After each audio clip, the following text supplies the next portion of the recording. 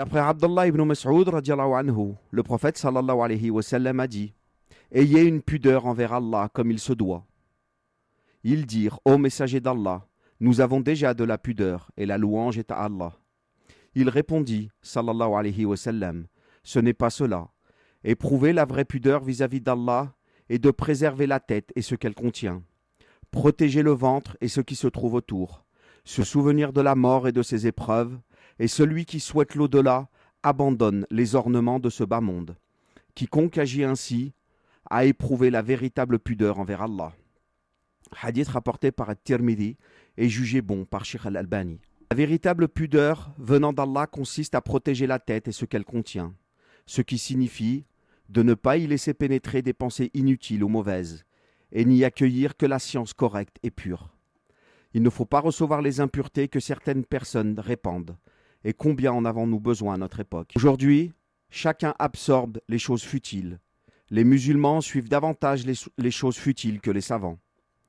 Avoir la pudeur envers Allah est la véritable pudeur, signifie protéger sa tête de tout ce qui n'est pas pur, comme les choses douteuses, les désirs et les paroles futiles.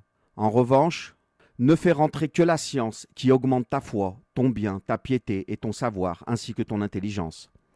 De même, il faut protéger les yeux pour que la vue reste pure, et protéger la bouche pour que les paroles restent bonnes. Et le prophète sallallahu alayhi wa sallam a dit: et il faut protéger le ventre, c'est-à-dire en ne mettant dedans que ce qui est licite.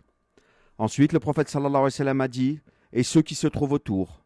Selon les savants, cela désigne les parties intimes. Il faut donc les préserver de tout ce qui est interdit.